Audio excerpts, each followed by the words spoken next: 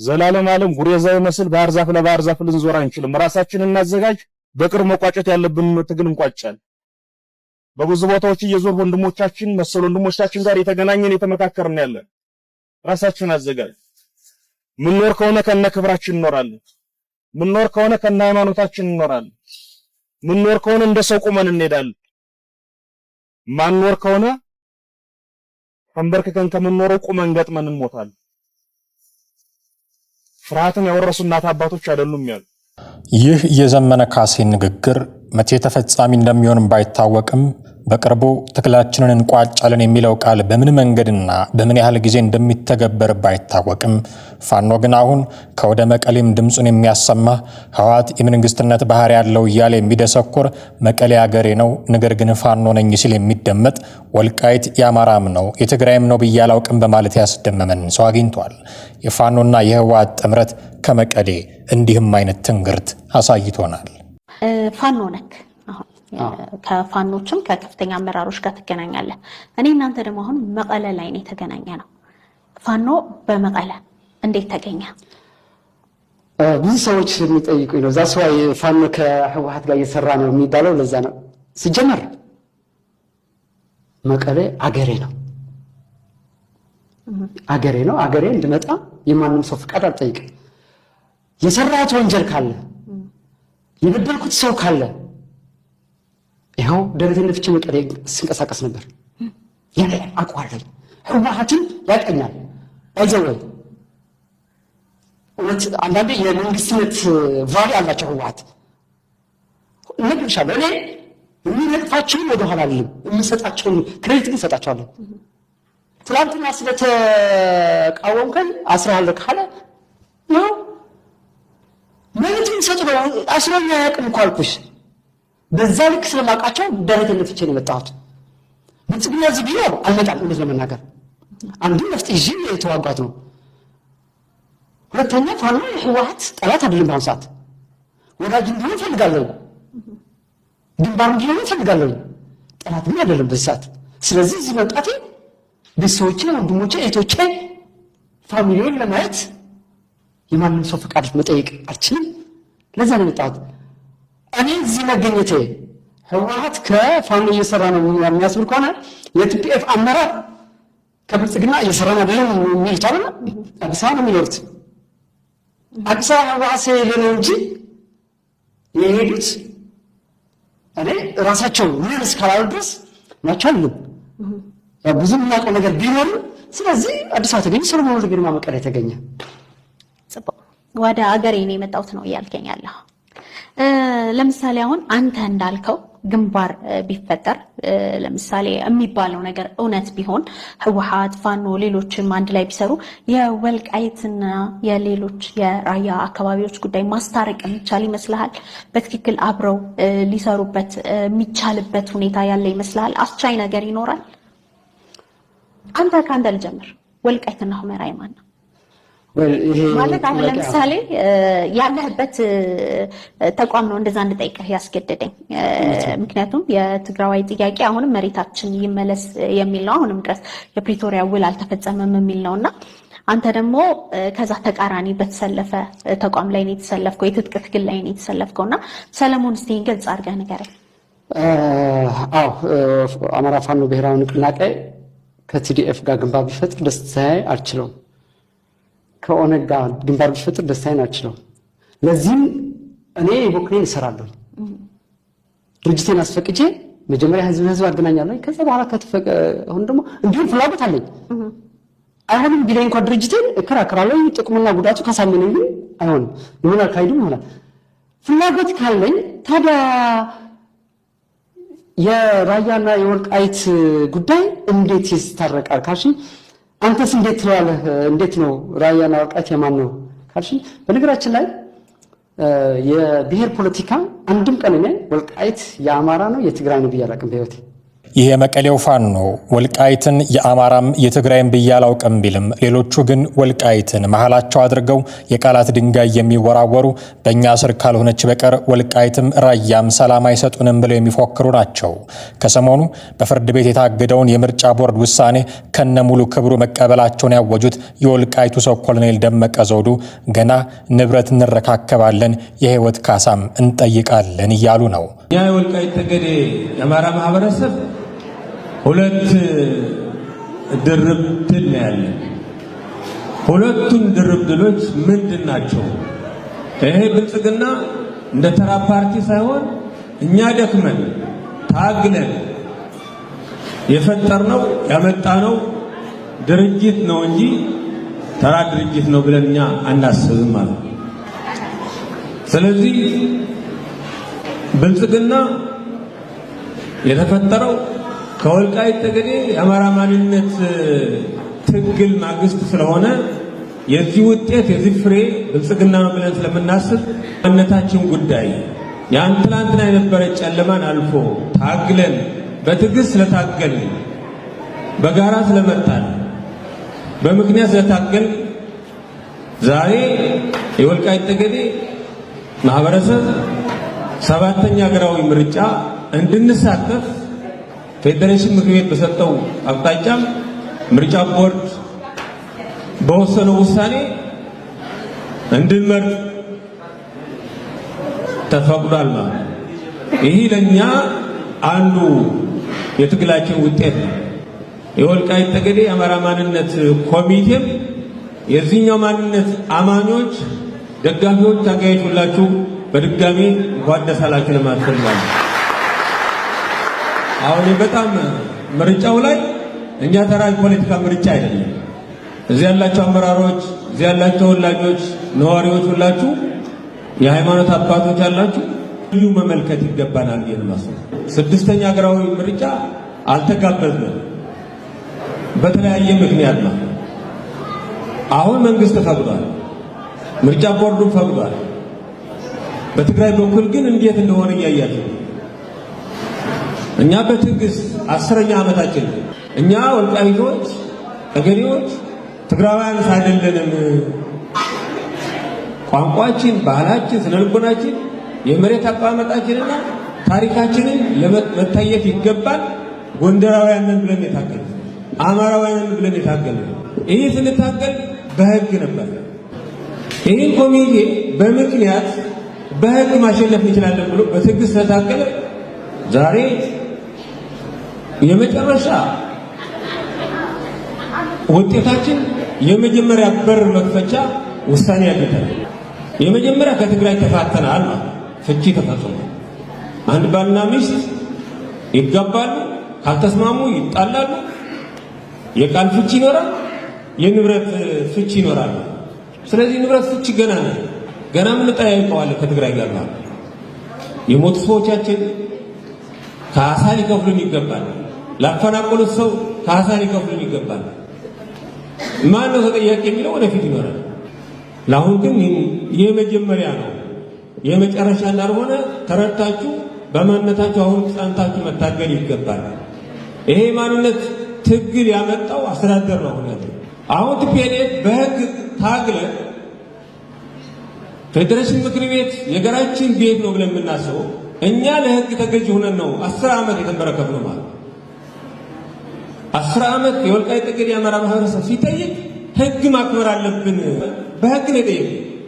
አሁን ዛሬ የመጀመሪያ ውሳኔ ስናገኝ አይታችሁታል። ከታች እስከ ላይ ከግለሰብ እስከ ድርጅት እኔ በጣም ነው ማለት ነው ባንዱ ከትግራይ መልካም ቀና ተሳሰብ የለም ወይ ነው። ከወደ መቀሌ ደግሞ የወልቃይትን ጉዳይ በምርጫ ቦርድ ሴራ በፍርድ ቤት ጫጫታ አናወርደውም፣ ይሄ የጠቅላይ ሚኒስትሩ ድራማ መሆኑን ደርሰንበታል የሚል ጦርነት ቀረሽ ፉከራ ሲደመጥ የውጊያ ቀስቃሽ ነጋሪት ሲጎሰም እየሰማን ነው። እንዲህም እየተደረገ ውሎ እያደረ ነው። ናይ አብይ ተጋሩ ንሕና ከም ባይቶና ጻዕዱ ባንዳታት ንብሎም ንአጽናቲ ክዕጅቡን ንአጽናቲ ከንጽሁን ሓደ ጊዜ አብይ አይፈልጦን ናይ አገኘው ተሻገሪው ወይ ከዓ ናይ አምሓራዩ ኢሎም ክልቱ ህዝብ ንምግጫው ናብቲ መጻዋዲያ ውዲት ዘሊሎም በመታው ጫፍ ብልሒ ናይ ጽንተት ኮይኖም እዮም ብኻሊ ገጽ ከዓ መሬትና ናብ ቤት ፍርዲ ወሲዶም አፍራስ አብይ አሕመድ ምዃኖም ደግሞም አረጋጊጾም እዮም ህዝቢ ትግራይን ህዝቢ አምሓራን ግን ቀዲሞም ነቂሖም ናይ ሰላም ጽምዶ ፈጢሮም ጸኒሖም እዮም ብሓፈሻ ኩሎም ሰላም ዝጠመም ህዝብታት ሰሜን ካልኦት ህዝብታትን ንቕሓቶም ልዕሊ 4 ኪሎ ኮይኑ አቀዲሞም ናይ ሰላም ጽምዶ ተዋዲዶም ፈጢሮም ጸኒሖም እዮም ስለዚ እዞም ናይ አብይ አሕመድ ናይ አፍ ደገ ምንጻፍ እንተዘይኮንና ኢሎም ዝቀዳደሙ ዘለው ውሕዳት ሕዋትና ንዚኦም ዘለና መልእኽቲ ግዘ መተዓዛዘቢ እዩ ንዝሓልፍ ግዘ ዘይሓልፍ ሕሳር ስራሕ ኣይትስርሑ ናይ አብይ አሕመድ ፈረስን ጋርን ኮይንኩም ህዝቢ ትግራይን ህዝቢ አምሓራን ንምግጫው ኣይትድከሙ ውቃበ 4 ኪሎ ምርዋይ ተባሂሉ ሰላም እናወልኩም ውግእ ንህዝቢ ትግራይ አይተዋልዱ ክብል ይደሊ ይህ አቶ ጌታቸው ረዳን ጭምር ደርቦ የገረፈው የነገር ጅራፍ ወልቃይትን ከትግራይ ክልል ውጪ ሆና ማየትን ባይሻም ለአንደበቱ ግን የአማራና የትግራይ ህዝቦች መዳረሻቸውን 4 ኪሎ አድርገው ጽምዶ ፈጥረዋል እያለ ነው። ይህ የወልቃይት ጉዳይ ከሁመራና መቀሌ ባሻገር አዲስ አበባ ውስጥ በሚገኙ የቴሌቪዥን ስቱዲዮዎች ውስጥም የክርክር ርዕስ ሆኗል። ፓርቲዎች የምርጫ ክርክር ሲያደርጉ ወልቃይት ትልቁን ስፍራ ይዞ ተገኝቷል። ትግራይ በኃይል ወሮ የወሰደውን የወልቃይት የጸገዴንና የራያን አካባቢ መልሶ ራሱን ችሎ ክልል ሆኖ ይዋቀራል ነው የሚለው። አቶ ሙልጌታ ይሄን የኢህአፓን አቋም ይቀበሉታል? እዚህ ምንድነው እያልን ያለ ነው? እሱ የፓርቲ ነው። እዚህ ግን እርሶ የኢህአፓ አባል ነው ለኢትዮጵያ አንድነት ብለን ነው። ምክንያቱም እኛ በጊዜ ትብብሩ ይሄን ሐሳብ ይቀበለዋል። ትብብሩ ምክንያቱም ከትብብሩ እኛ 4-5 ፓርቲዎች ሆነን ነው እንትን የመጣ ነው።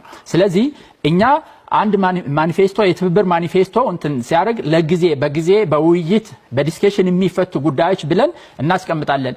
እዚህ ላይ ትብብሩ እዚህ ላይ ያለው አቋም ምንድነው? እዚህ ትብብሩ እዚህ ላይ ያለው እንደተባለው ምንድነው እኛ ከዚህ በፊት ምክንያቱም አሁን እንዳልከው ከዚህ በፊት በኃይል ከተወሰደ አሁን በዲስከሽን በህዝብ ምርጫ ምክንያቱም ወልቃይት እና ራያ የሚለውን ማለት ነው እዛ ያለውን ህዝብ እኔ ወደዚህ ነው የምሄደው እኔ ወደዚህ ነው የምሄደው ወይም የራሴ እንደሌሎቹም የራሴ ራስ ገዝ እንዲኖረኝ ክፍለ ሀገር እንዲኖረኝ ነው የሚል ባወጣነው ህገ መንግስት እና መስፈርት የሚያሟላ ከሆነ በዛ ነው የምንመልሰው። የኢህአፓ ሰዎችን ክርክር ካነሳን አይቀር ሰሞኑን እጅግ ትኩረት ስባ የቆየችው የኢህአፓ ዋና ጸሐፊ ምስጥረ ስላሴ ታምራት ፓርቲዋ ወጣቶችን ያስገደለ የነጭ ሽብር አምላኪ ነው የሚል ትችት ሲቀርብባት የሰጠችው ምላሽ ብዙዎችን እያስገረመ ነው። ለቪትስና ኮንዶሚኒየም ብለው ፓርቲ የመሰረቱ ሰዎች ሊተቹን አይችሉም እያለች ነው ምስጥረ። ለቪትስ እና ለኮንዶሚኒየም ቤት ብለው ፓርቲ የመሰረቱ ሰዎች ናቸው ኢህአፓን የሻገተ ተራማጅ አይደለም እያሉ የሚሰሩት ሰዎች። ኢህአፓ ማለት ለዓላማቸው ሲሉ ራሳቸውን እስከ ማጥፋት የሚደርሱ አባላት ያሉት ፓርቲ ነው። ገብተዋል አይደለ? ያንን በምን ሞራል ነው የምትሰድበው? በተለይ ደግሞ አንተ በትክክል ዓላማ እንኳን የሌለ ፓርቲ ሆነ ይቅርታውን ወደዛ ውስጥ አልገባም፣ ግን አነሳሳቸው፣ ዓላማቸው፣ ኮሚትመንታቸው በጣም ልክ ነበረ። በጣም እኔ እሱ ላይ ምንም እንትን የለኝም አለን የሚል ሰው ካለ እኔ ሶሪ አክሴፕት ማድረግ ነገር አለ። ያለፈውን ምርጫ የመሩት የቀድሞዋ ፖለቲከኛ ብርቱካን ሚደቅሳ ከሰሞኑ መመለስ የሚል መጽሐፍ ለንባብ አብቅተው ነበር። ይህን መጽሐፍ አስመልክቶ በየሚዲያው ብቅ ያሉት ብርቱካን ሚደቅሳ በአንድ ቃለ ምልልሳቸው መሃል ስለ ልደቱ አያሌው የተናገሩት ነገር ብርቱ ትችት አስከትሎባቸዋል። ብርቱካን ሚደቅሳ ልደቱ አያሌውንና ታስረን በነበረበት ወቅት በመጽሐፍ ይተቸን ነበር ብለው የተናገሩትን ነገር ያሰሙትንም ቅሬታ ሀብታሙ አያሌው እንዲህ ሞግተዋል። ነስያ ብርሃን ኃላፊነት ወስዳ እንዲወጡ ያዘዘችው ከላይ እንዳይወጡ የሚል ትእዛዝ አለ። ግን ምርጫ የለኝም በቃ ሪስክ ሁሉ ሰድብ እየወሰድኩ በቀደም ስታብራራ ነበር። በጣም የሚያስቀው ፓርት ግን ብርቱካን ሚደቅሳ በጣም አሁንም በጣም በቃ ከሆነ ጊዜ በኋላ ፍጹም ተቀይራ በጣም የለየላት ነውረኛ ለመሆን የወሰነችበት መንገድ ነው የሚገርመው።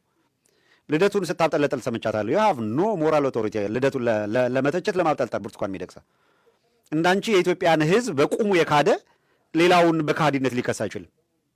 ስልጣን ስታይና የመንደሬ ሰዎች ስልጣን ይዘዋል ብለሽ ስታስቢ አሜሪካ አንገትሽን ደፍተሽ ከሰው ተነጥለሽ ትኖሪበት ከነበረው እኮ ወተሽ ነው አሁን ልታይ ምናምን የ13 ዓመት ምናምን ቲኔጀር ነኝ ለማለት እየቃጣሻለሁ በየሚዲያው።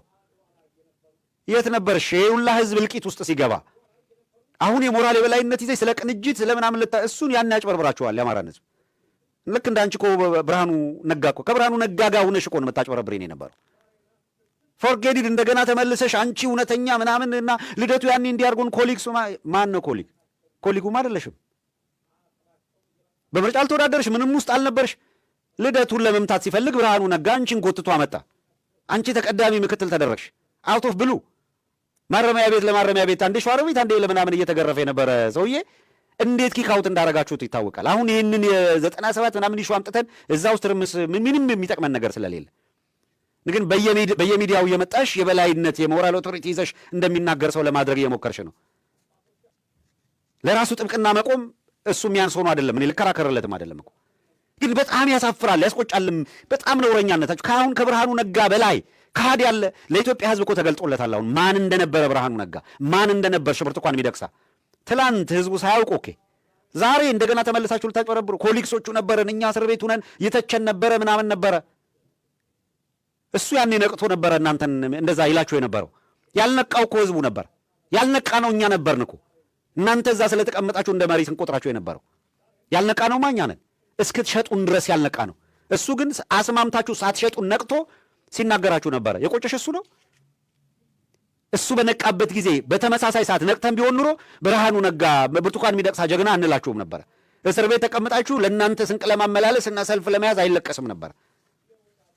የፈረንሳይ ወጣት እንዴት ጢባጢቤ እንደተጫወትሽበት እየረሳሽ ነው። የሞተልሽን ወጣት እንዴት እንደካድሽው እየረሳሽ ነው።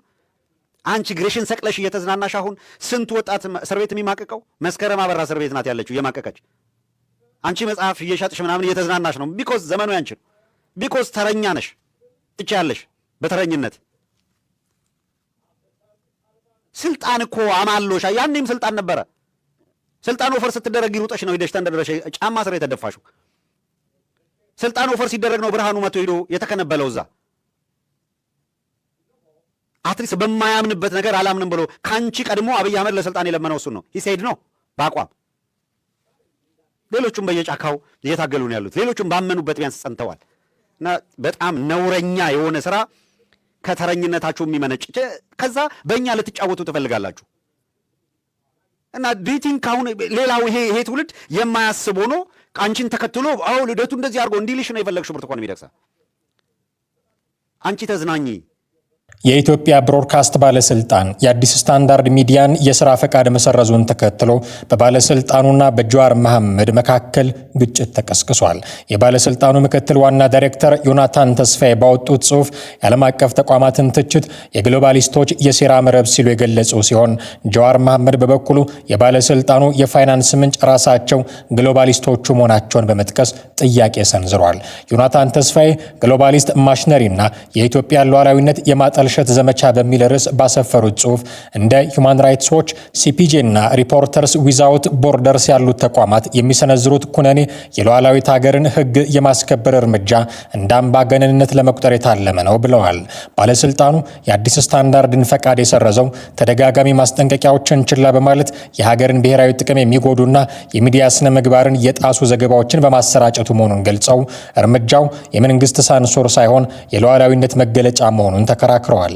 እንደ ዮናታን ገለጻ እነዚህ ዓለም አቀፍ ድርጅቶች የምዕራባውያንን ሊበራል እሴቶች በሌሎች ላይ ለመጫን የሚጥሩ የሶፍት ፓወር መሳሪያዎች ናቸው ብለዋል። ይህንን የዮናታን ተስፋዬን መከራከሪያ የተቃወመው ፖለቲከኛው ጀዋር መሐመድ በምክትል ዋና ዳይሬክተሩ ጽሑፍ ውስጥ ያሉትን ቅራኔዎች ወደ ጎን በመተው አንድ መሰረታዊ ጥያቄ አቀርበዋል። ጀዋር ባሰፈረው አጭር ምላሽ ዮናታን የሚመራው የሚዲያ ባለስልጣን በራሱ የሚንቀሳቀሰው በእነዚሁ ግሎባሊስቶች በሚባሉ አካላት የገንዘብ ድጋፍ መሆኑን መሆኑን ጠቁሟል። የባለስልጣኑ ሰራተኞች ደሞዝ አልፎ ተርፎም ዳይሬክተሩ የሚነዱት V8 መኪና የሚገዛው በዚሁ በኮነኑት የግሎባሊስቶች ገንዘብ አይደለም ወይ ሲልም ጠይቋል። ይህ የቃላት ምልልስ የተጀመረው ባለስልጣኑ የአዲስ ስታንዳርድን ፈቃድ መሰረዙን እንዲሁም የሮይተርስና የቢቢሲ ዘጋቢዎችን የሥራ ፈቃድ አለማደሱን ተከትሎ በተፈጠረው ዓለም አቀፍ ውዝግብ ሳቢያ ነው።